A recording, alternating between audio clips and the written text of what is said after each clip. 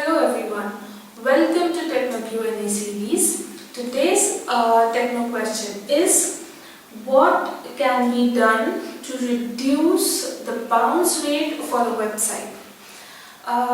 Here are some things that you can start working on.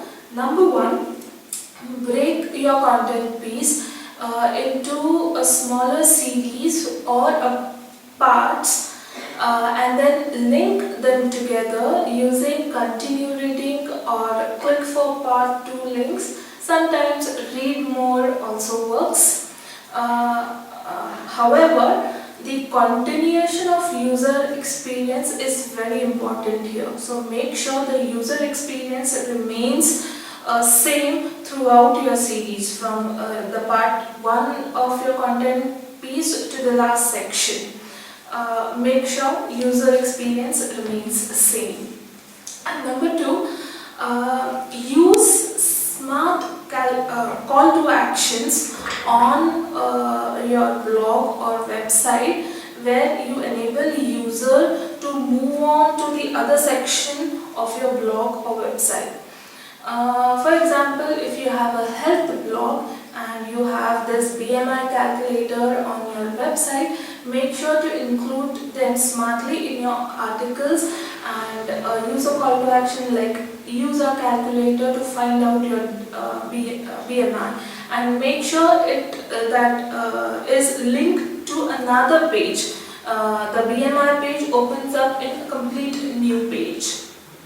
Number 3, add interactive sections on your pages. For example, have something for user to download or have a form. Once they fill up a form or download a section from your web page, lead them to another page. The other example could be a subscription section from your blog. Number 4, design breaks and clicks or call to action in such a way that they are not monotonous, leading to users' boredom and leaving your website. Number 5, improve the readability of your content. Now, if your article is lengthy, so make sure to include subheadings that gives more light on your topic. Then include infographics, images, videos, bullet points wherever possible to explain benefits, features of a process.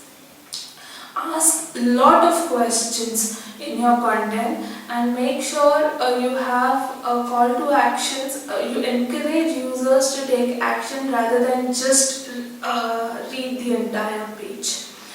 The next important point would be the page load of your page.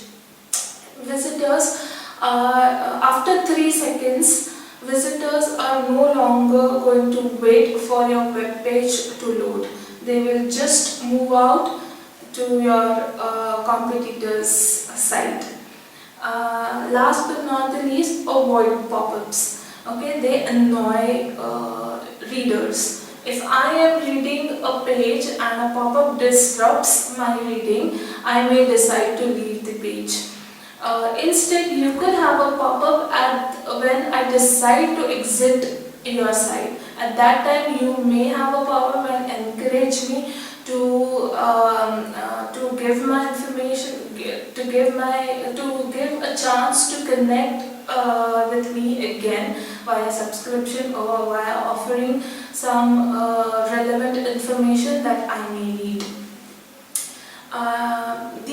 Remember, these are very generic guidelines. It may vary based on your blog, based on your audience demography, and based on the engagement or interaction you are trying to build on your blog or website.